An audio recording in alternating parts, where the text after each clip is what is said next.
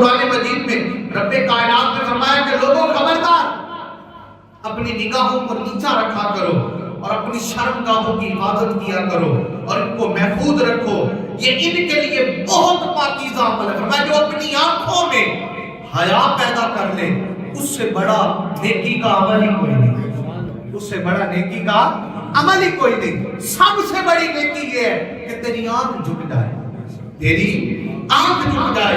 اگر آنکھ کو جھکنا آ گیا، اگر آنکھ کو جھکنا آ گیا اور آنکھ کو دیکھنے کا تعین کرنا آ گیا تو بندے کا ایمان خوبصورت ہو جاتا ہے، بندے کا ایمان ہے خوبصورت ہو جاتا ہے۔ آج سب سے بڑی بربادی کس عمل پہ پھر رہی ہے؟ اسی وجہ سے ہم نے چوک مان لی ہے، ہم چوراہے مان لیے۔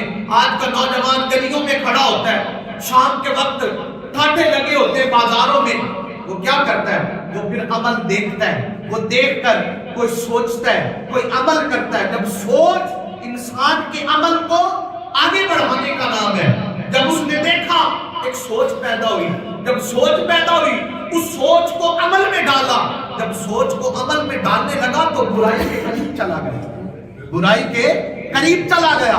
جب برائی کے قریب چلا گیا اور اس نے اگر اس برائی کو دوہرا لیا تو وہ تو گناہوں کی دلدل میں چلا گیا نا، وہ تو گناہوں کی دلدل میں چلا گیا۔ اس نے اپنے آپ کو اس گناہ میں پھنسا دیا، اس نے اپنے آپ کو گناہ کے اس مقام میں ڈال دیا کہ جس کی وجہ سے اب اس کے پاس کوئی راستہ نہیں ہے، اب اس کے پاس کوئی حل نہیں ہے، اب اس کے پاس اور کوئی عمل نہیں ہے کہ جس کی بنا پر وہ اپنے آپ کو روک سکے۔ کیوں؟ کیونکہ آنکھ نے اس کو لذت دی دیکھنے کی، آنکھ نے اس کو دیکھنے کی لذت دی۔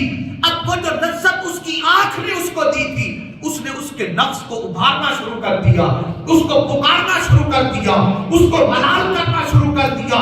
اب وہ لذت اگر اپنے کمال کو پہنچانا چاہتا ہے تو ضروری ہے وہ اس پہ عمل کرے گا، وہ اس پہ عمل کرے گا۔ چوری کی لذت تھی تو وہ اس کو چور بنائے گی، اگر بھوک کی لذت تھی وہ اس کو حرام حلال کھانے پہ مجبور کرے گی، اگر غربت کی لذت نے غربت نے امیری کی لذت دکھائی وہ اس کو رشوت لینے پہ مجبور کرے گی، وہ اس کو حرام کا پیسہ کمانے پہ مجبور کرے گی، وہ اس کو ایسا عمل کرنے پہ مجبور کرے گی کہ جس سے وہ کہے گا کہ میں یہ لذت پوری کر لوں، میں امیر ہو جاؤں، فلاں گاڑی پہ ہے مجھے گاڑی مل جائے، فلاں کے پاس بڑی گاڑی ہے وہ مجھے مل جائے، فلاں کے پاس یہ والا عمل، فلاں کے پاس بڑا گھر ہے وہ گھر مجھے مل جائے، فلاں کے پاس بڑا کسی طرح اس کے پاس بڑے اچھے کپڑے پہنتا ہے تو میں بھی اچھے پہنوں۔ اس میں دو صورتیں، یا تو وہ محنت کرے گا یا پھر وہ شارٹ کٹ کے راستے میں پڑ جائے گا، اور اگر وہ شارٹ کٹ کے راستے میں پڑے گا وہ حرام کمائے گا، وہ رشوت لے گا، وہ جھوٹ بولے گا، وہ چوری کرے گا، وہ زنا کرے گا، وہ بدکاری کرے گا، وہ بدعملی کے ذریعے پیسہ کمانے کی کوشش کرے گا۔ جب وہ اس عمل میں گیا تو آپ دیکھیں ابتدا کہاں سے ہوئی تھی؟ آنکھ سے۔ کہاں سے ہوئی تھی؟ سارے بول کے بتائیں گا، آنکھ سے۔ ایک آنکھ نے دیکھا اور اس نے پورے جسم کو اس گناہ میں لپیٹ کے لے لیا، پورے جسم کو گناہ کی لپیٹ میں لے لیا۔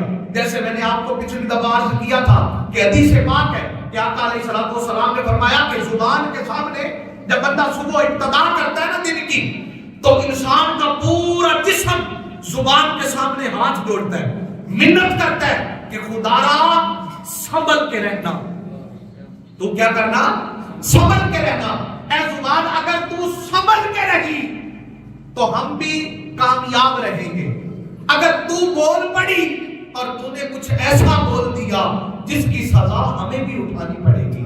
اسی طرح انسان کی آنکھ بھی بندے کے گناہوں کی ابتدا کرتی ہے، بندے کے گناہوں کی ابتدا کرتی ہے۔ اور پہلا حکم ارشاد فرمایا اور فرمایا لوگو خبردار اپنی آنکھوں کو نیچا رکھا،